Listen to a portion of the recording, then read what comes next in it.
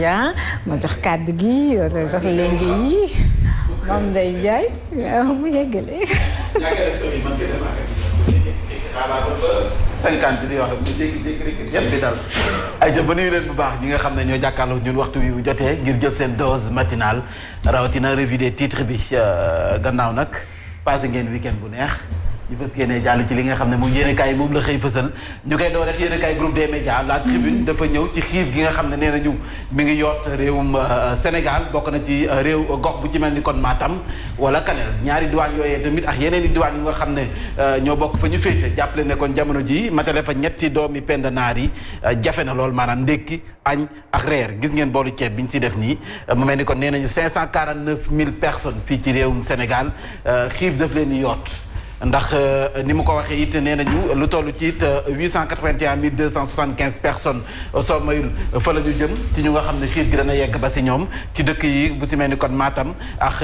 Kanel nguur gi nag ni mu ko waxee woon am na benn transfert bu nga xam ne mais nag ay ñoo xam ne dañuy leen ciblé yónnee leen xaalis ngir ndàmpee leen ko ci xiif gi jàppale leen ko ci xiif gi nga xam ne mu ngi leen yor donc ni ma ko waxee woon keroog rek. xam naa ne joxuñu numéro téléphone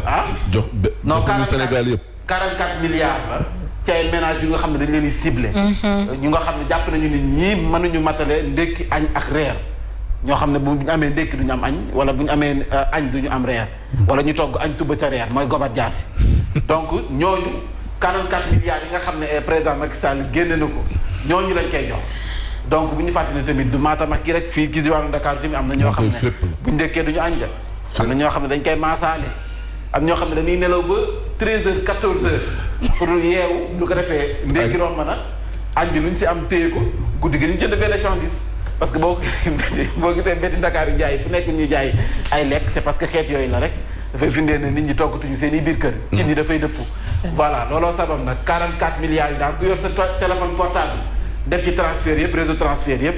su ko defee di xaar message bi nag bu mu nekk ay 25 000 xanaa war nañ def yan critère lay doon ñen ak ñen ñi ngi koy jox mooy ñi ñu wax ne mooy ñi ñu wax ne dañoo mooy ménage ciblé yi mooy ñi nga xam ne dañoo xiif ñi nga xam ne xiif gi bu ngi leen di yor buñ ndékkee duñu añ bu ñu añee duñu reer critères yi nag bu weesoo xiif gi kay ban critère gi fi mën a génn non mën na bañ a nekk solution mais jàppale leen ko rek pour le moment parce que tamit nguur gi bu deful ñu ne mënoon naa génne xaalis joxe bu defee ñu ne ni mu ko defee baaxul donc comme si génne na 44 milliards nañ xool ñaata ménage nañ ko war a séddale. nga xool moo tax ma ne bu mu nekk ay koppar nga ñuy jot oui. ay 15000. mais tey xam nga la xel gënoon nangu mooy boo jëlee koppar googu noonu séddale leen ko ku nekk am ci 20 000 wala 15 000 francs. tu me diras que amul njëriñ mais tey mu impacté wu ci wàññi nga saaku ceeb oui nga wàññi ko saaku ceeb wàññi saaku diwlin nag ainsi de suite. jël 549 000 personnes menacées yi nga diviser ko par 40 000. ku si nekk 80 000. 145 francs. 80 000 145. non bu dee 549 000. bu dee 549 yi nga xam ne ñii ne xam nañ ne ñii si la ñuy bokk. non te kii mooy 549 yi si la ñuy bokk. loolu mais léegi nombre bi nag xamagul. waaw 549 yi moom c'est sûr que li ñu di jot message bi transfert d'argent bi. ñoom dinañ ci jot donc bu fekkee fii la yem ay 80 et quelques mille la est-ce que 80 et quelques mille mën na la yóbbu un mois fii Sénégal tollu saako ceeb bi rek boo ko ci génnee duuliñ beex lu ni xeetoo. boo amee ndékki añ reer de nu mat semaine ñu ñëw ba tey yéen a kaay groupe des médias ak nag l'accident yu métti yi nga xam ne am na ci week-end bi ndax nag si diiru fukki simili 10 minutes rek juróom-ñaar cee doomu aadama ñàkk nañu seen bakken sa Tataguine ci ab l'accident nga xam ne moom moo fa am ñu ñëw également ci benn détournement de mineur et de viol ñu jàpp ne kon ay confidence la lu nga xam ne benn xale bu jigéen moom moo ko doon def ci Youssoufa ni mu ko sàkkoo wax nañu ko dafa xotti njiitlaayam ba noppi yegg ci kawam yéenekaay bi ñëw na ci yéenekaay bi le vrai journal nag dafa ñëw jamono ji li nga xam ne moo yëngal ñoom Mamadou Fofana yëngal ñoom le député du peuple yëngal taskati xibaar yi bari nee nañu nag fu mu nekk nii taskati xibaar dañoo bëgg a jël micro bi yëpp teg na le jubal ci politique bi dem assemblée nationale en tout cas investiture yi gis nañu ay taskati xibaar yi bari yu taxaw ne faw ñu dugg ci liste yi ndax nag faw ñu représenter askan wi sa assemblée nationale yéenekaay bi ñëw na ci ak ay photo mais également ñëw na ci ay waxtaan yu avancé yu nga xam ne am na ci diggante waa parti démocratique sénégalais ndax dañ doon wax ne mën nañu waxtaan ak ñëpp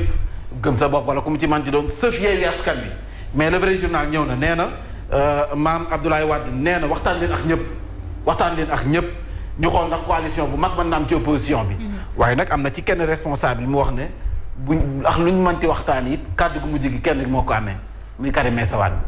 Karim Meïssa Wade moom mooy décider mooy joxe kàddu gu mujj gi yéenekaay bi foofu la ñëw di le vrai journal ñu jàll ci Walf Quotidien.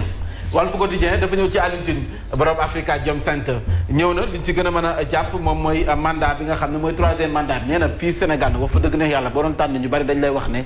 3e mandat moom neexul ba neex waaye mënu fee am ñoom d'accorduñ ci mais Alioune Tine wax na également si suñuy ressources naturelles nee na boo gisee nit ñi bëgg am 3e mandat sax du lenn lu suñu ressource naturelle suñu pétrole bi suñu gaz bi nga xam ne génn na zircon beex ñoom seen dafa mel ni jamono ji loolu lañ teg bët bëgguñu ko yóbbul te nag waxtu bi jotagul nañ bàyyi ku si nekk jot ci wàllam ñu ñëw ci assemblée générale bu investiture bi Yewwi Askan Wi ñoom jamono ji coow li bari na si ndax dañ doon woote pour def seen investiture mais metti na ndax coalition Yewwi Askan Wi nag ay mouvement la ay parti politique ñoom ñoo ci dajee mais fu mu nekk nii ñoom solution bi ñu jël moo di ku nekk na dem ci goxam ak mouvement bu nekk na dem ci peggam def sa investiture après ñoom ñi ñu investir ñu daje waxtaan seen biir ñu xool liste bi ñuy génne def arbitrage quoi. waaw def arbitrage ci seen biir ñoo waa Yewwi Askan Wi loolu la ñu mujjee jël mais mu am lu xew ci source A dafa ñëw ci ki nga xam ne moom mooy Cheikh Oumar Diagne xam nga mi ngi ci kaso bi mais nag dañ ko gis benn vidéo bi circulé mu nekk ci benn kuréel ñuy jàng ay xasaay ci biir prison bi laaj bi mooy andi kan moo ko filmé ba war a mën a circuler li nga xam ne moom ba vidéo boobu mën a génne ndax booy dugg ci kaso bi ñëpp xam nañu sa portable dañ koy téye amoo droit dugal sa portable ci biir donc ane kan moo ko filmé ci biir foofu noonu boo mën a génne vidéo bi envoyé ko WhatsApp loolooy laaj bi fu mu nekk nii. mais moom lan la ci wax moom. kan Cheikh Oumar Diagne. lu muy wax moom mi ngi ci kaso bi léegi nit ñi ñooy wax ne publication de l'image de Cheikh Oumar Diagne l'administration pénitentiaire au bon des accusés. mais moom est-ce que àndu ci. mais moom mi taxaw di filmé ñu du gis nga ko du gis nga mu jàkkaarloo vidéo bi xam na ne ñu ngi koy filmé. waaw moom xam na ko te ba pare riposté wul pour wax. riposté wul bu droit d'image yooyu yëpp yittewu ko. wax si dara donc coow li moo di kan moo génn vidéo boobu. kan moo ko filmé ba mu war a mën a génn alors que yow booy dem visite ci kaso yi. waaw moo droit dugal sa portable. ok dañu xool position vidéo bi ba xam ki ko jël dafa toog jëlaale boppam wala kenn daa taxaw fa la jël leen. non jëlu ko dafa waaj dafa yor téléphone am. jël ñoom ñëpp ba ci kuréel bi. waaw après ñëwaat ci moom mi ngi taxaw mu jàkkaarloog moom laa ko turam mu ne ko man la jaan. xam na ne ñu ngi koy filmé donc. xam na ne ñu ngi koy filmé. mais loolu tamit xam nga am na problème boo xam ne dañ ko soulever entre Cheikh Oumar Diagne ak tarixa Mouride ñu ngi ko doon wax est-ce que newul ne dañ ko filmer pour wan ne que loolu ñu koy waxal ak yooyu yëpp moom nekk loo xam te ni lu nekk dëgg te ba pare ba léegi nii moom waxagu ci dara et je crois que am na moyens yu bëri yoo xam te ne nii war na mën a peut-être use leen pour mën a indi ci xalaatam. voilà mais en tout cas lu mu ci manti doon par rapport ak vidéo bi nee nañu administration pénitentiaire bi lañ pointé du doigt ndax foofu portable du fa dugg ba vidéo ba ñu fay filmer ba muy génn ci askan wi ñu koy gis ndax bu ñu fàtte doyen des juges ñoom Adji Sarr bi ñu leen doon kii tamit vidéo génnoon na fa parce que tamit loolu tamit laaj bi samp na am na yenn kaay bu si ñëw am na benn film bu ñu ci def ñu gis mu Ndeye Khady Ndiaye voilà ñu filmer leen te ci biir bureau bi donc kan moo am droit dugal foofu portable ba war leen a filmer ba vidéo bi di circuler donc am na yenn kaay sax bi si ñëw mais Rewmi Quotidien dafa ñëw ci Adji Mbergane Kanouté l'honorable député moom nag nee na fu mu nekk nii bu yoroon yet di naan firi rek bàcc boobaa moom day firi rek bàcc sa femme bi nee na lu ji njàkk ñoom ñoo di njàkk rawatina grève bi nga xam ne moom la ñu sumb 48 heures ñu ne dañuy grève ba mu am keneen ku nga xam ne ñàkk na si bakkanam waat sa hôpital bu Louga nee na fu mu nekk nii les sages-femmes sont toutes coupables donc loolu la wax ñu dikk ci li nga xam ne rek moo di le quotidien crise persistante dans la santé jeu de mots la ñu wax ñoom nag suba la ñu koy tàmbaliwaat ñoom waa Kër Docteur dañuy bankaat seen loxo 48 heures de grève la ñu wax collectif patient en danger nee nañu yoon la ñu bëgg ci boppam ñu daal di koy def ci ña nga xam ne ñoom la ñu jàpp ndax nag ñoom sage-femme yooyu dañu jàpp ne que ñoom ñoo bëgg a nekk bëyu sarax bi te duñu ko nangu ñu ñëw ci benn lu nga xam ne mi ngi xew foofee sa Thiès en tout cas maa ngi gis vidéo bi sax benn xale bu jigéen di ci wax benn xale bu am 8 ans ñu gis niñ ko noonu rendee ak loxo bi tam ñu dagg ko lu dul waa ji romb na ko mu taxaw seen buntu kër mu téye loxoom nekk kaay dama lay yónni dafa am fu mu la bëgg nga owal ma ko xëcc ko ba ci ay tabax pour rendi ko gis nañ dagg bi sax bu metti man gis naa vidéo bi donc yéen kaay bi ñëwaat na ci ak nga xam ne moo ci loolu moom élage il faut ngeen ñëw si tës waa ji biir àllu forêt classée bi lañ ko dugaloon noroon koo rey mu ne gis na fa ay boppi nit. waaw mu ne gis na fa ay boppi nit ñu def si ay saako xaw ma lan. forêt classée bii. Maari Demba. donc si la def lu baax non il faut boo la ñëwee tës après dinañ gën a leeral. kan leen ñu tës ñu gën leen ko leeral. parce que def lu baax ku nekk fii ci réew mi wëratu. romb nit ki mu ne dimbali ma may ma lekk. mu mujjee ci lan ñu nar la sacrifier nar a dagg sa bopp. non kooku dafa am dimbalug suñu borom bu doon loolu kenn waxatu ko ay mbokkam dañu koy wër ba léegi duñ ko gis. l'observateur dafa ñëw ci li nga xam ne moom mooy beneen soxna bu nga xam ne moom moo faatu Penda Sall nee nañ nag si conséquence grève yu sage-femme yi la ndax moom nag bi mu demee ba accoucher dafa soxla woon ñu may ko deret malheureusement amatul ay poche mu doxee fa ñàkk bakkanam nee nañ ci conséquence li nga xam ne moom mooy grève bi la li ma doon wax sànq respect des lois et règlements jëm ci vidéo yi nga xam ne dañu koy jël di ko partager si ay foo xam ne waruñu fa jël ay vidéo ñu mu ne ñaari affaires yi nga xam ne moom moo waral coow li bokk na ci gis nga Ndeye Khady Ndiaye ngi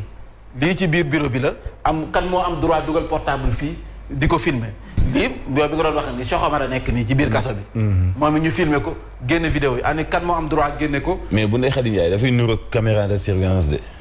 caméra de surveillance mais da ngay gis muy bouger da ngay gis portable bi di bouger loolu kay portable la gën a niru ko caméra da ngay gis muy bouger nga xam ne peut-être dañ ko téye c'est bien aussi nga gis dañ ko téye mais est-ce que mënul nekk caméra de surveillance aussi mën na nekk aussi parce que dañ koy caméra bi dañ koy manipuler à distance mën nañ ko manipuler à distance on sait jamais peut-être bu ñu demee ci ay enquête dinañ xam lan moo ko waral ñu ñëw ci les échos ak nag kii tamit Assane Gueye mi mais day bari na trop Assane Gueye mi moom ne neexul ba neex lu neex xale bu jigéen bi tax na mu en fait ñu rey Assane Gueye ba moo rey Assane Gueye ngir lu neex xale bu jigéen bi waaw loolu tamit xam naa tës dinañ si ñëw mantulaay ak kii élage de député du peuple il faut ñu ñëwaat non fu mu nekk xeetu rey yi dafa bari loo xam ne que daanul woon am ñu jékki-jékki di ko gis mu bari lool. peine de mort danañ war a delloo si. yéeme na lool il faut ñu jàll si ñu ñëw ci Direct News attention Direct News kon lu mu woote moom it lundi noir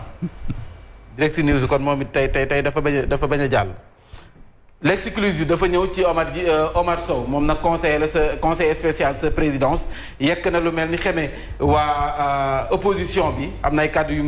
mu leen njëkkati mais diggante opposition ba ubbi na noppam moom itam pour déglu li ñu koy yekk fii ak suba Omar Sow yow it kon déglu sa ubbi say nopp ndax comme te yekk nga lu mel ni xamee te dëkkab doo dafay yokkee tas donc ibbi say nopp ndax am na ñu la war a tontu moom en tout cas mayul dara ñi nga xam ne ñoom ñooy opposition bi ndax moom mi ngi bokk ci waa Benno Bokk Yaakaar bu leen fàtte loolu ñu jàng ci li nga xam ne rek moo di mënees nañu fa jeexalee ba tey ana làmb ji waay làmb jàngook sunu làmb dafa ñëw si sama mbër Tapha Tine sama mbër nee na fu mu nekk nii cachet bi gën a diis moom Tapha Tine